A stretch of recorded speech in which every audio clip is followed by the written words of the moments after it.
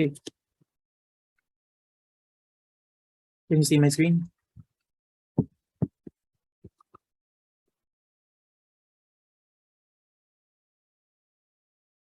Okay, great.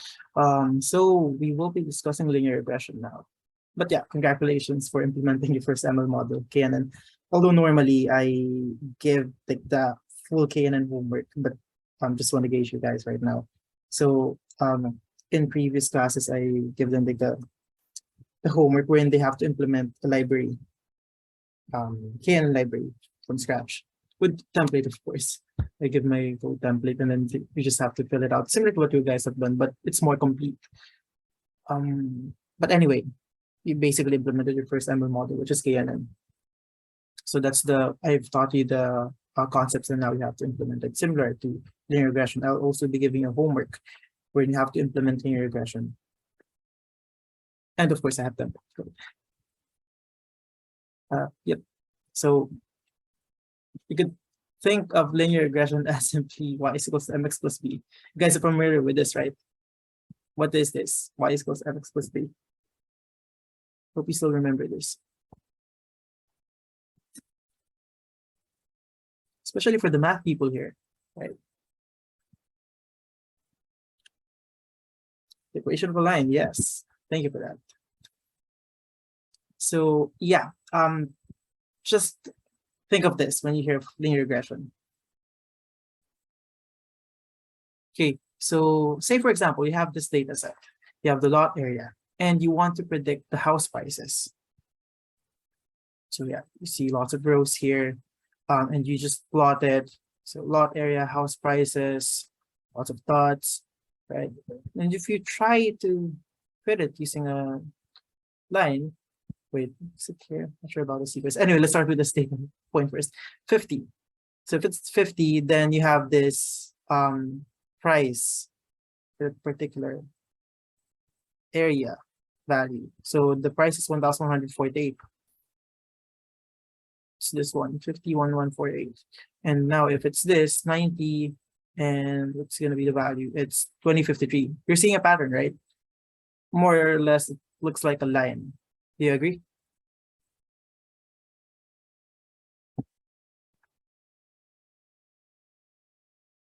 Yes, I think, I hope, yeah. Anyway, but the question here is, what if we have another data point, this one, which is not in your input data set?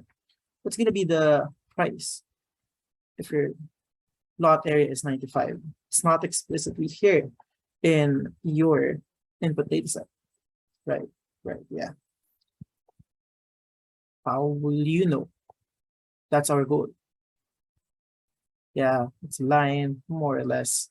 So it's going to be 2 to 70 if you simply use a line. Right? It's going to be here and then it's going to be 2 to 70.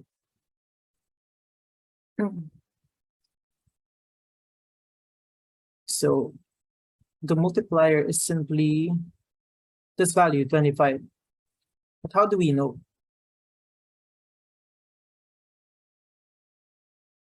I forgot, why did I include this thing again?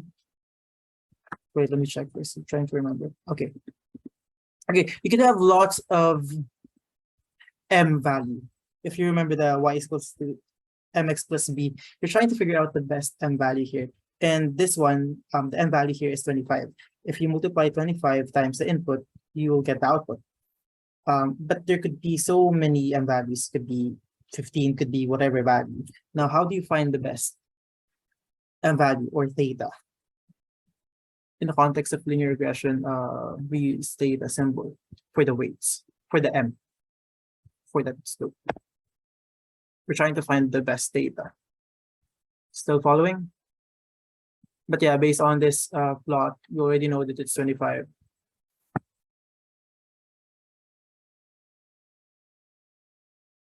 So we're trying to optimize. If we start with a random bad line, how can we optimize theta such that you will end up here, this ideal line? So you start here, say for example, with this theta value, and then eventually you will converge here. That is what we're trying to do with linear regression.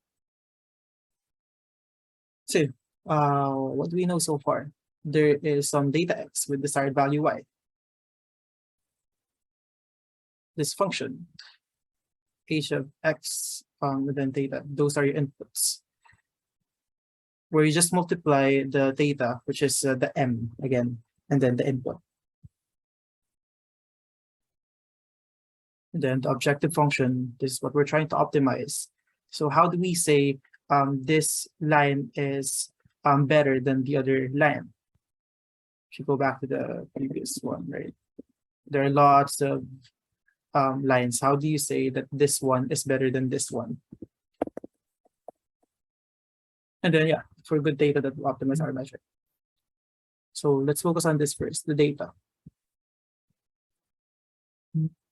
So you have this, y is equal to theta transpose x. Let's focus on this house prices y.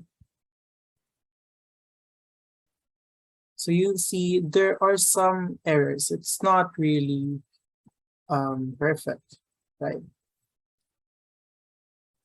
So the correct equation is actually this. We update this. So y is equal to theta transpose mx plus the error. Where well, one assumption that we have in linear regression is that the errors are normally distributed.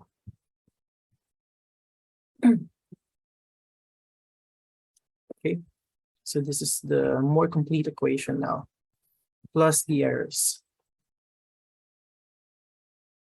So it's our equation. Okay, now we focus on this one. So isn't aligned y is equal to mx plus b? Where did the b go? Where's the b? So wait a sec. Maybe if I plus b, where did the b go? Okay, forget that. I think you'll understand it better if I use this slide. So theta plus x plus b, right? This is what you are expecting, but why isn't it there? When I was showing the equation, it is because if you simply add one more weight value, theta 0, then that essentially is your b. Okay, we're dealing with matrices and vectors here. So that's why I could simply remove b, because you could think of it as that additional element in this vector here. Theta is a vector, x is a vector. This is the original equation. If you think of y is equal to mx plus b, this is mx, but the b part here could be included here. You have this additional element, which is the first element of this vector, plus b, so that's basically your theta 0, and you're just multiplying 1. Yeah. So you're asking, where did b go? It's there. It's part of the vector, theta vector and x vector. Yeah, it's this one. Still following? So you could think of it as simply y is equal to mx, or y is equal to theta x.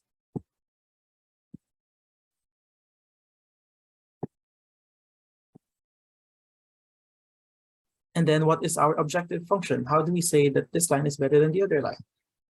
Again, there could be so many lines, right? How did we say that theta is equal to 25 is better than theta is equal to 15? Again, 25 here is the best line, this one, the blue line, and then the green one here is 15. How do we know? Okay, let's look for a good objective function. See the difference. So if our theta is 25, then this is the predicted value for y. This is the actual value, the black one. Look at the difference. Of course, visually, you already know that the blue line is the better option. But of course, we have to do it quantitatively. So how? This one. So the predicted minus the actual, then squared. Why is there squared? We're trying to we're penalizing it if the difference is larger, so that we don't basically, if there's outliers, then you will get a higher error or higher cost here. Getting the average distance from all of the dots. Yep. Or yellow goes again. Yep. You'll see it in a bit. Average distance from all of the dots. That's where we'll end up later. So if you compute the distance for this one, then that's of course higher compared to this one. So that's how you can objectively identify which line is better than the other, and then you get it for all of the elements. So it's this one, the sum of all of the errors squared. So we call this sum of squared errors.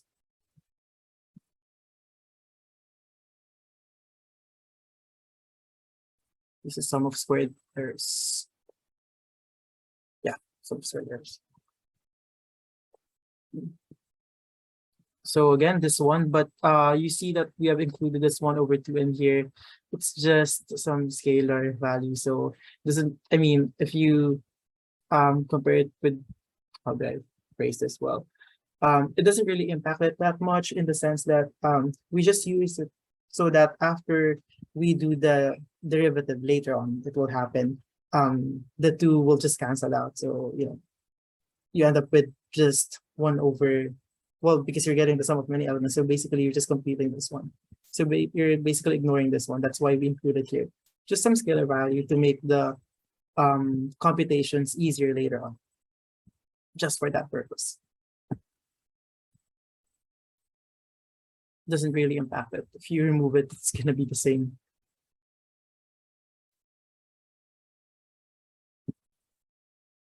Okay, so this is the loss. That's the term we use, objective or loss function. The loss, if the theta that we have chosen is 25, it's going to be 16.63. And then if the theta that we use is 15, it's going to be much higher than that. So we now know that this particular theta is the best, or the better option here. Again, you'll be having like lots of configurations here, lots of theta values, and you're basically just choosing the best one. Okay, yeah, it's called mean squared error. So we use this 1/n. Ignore the 2 for now. But yeah, why mean squared error? It moves the negative signs and gives more weight to larger residuals or errors.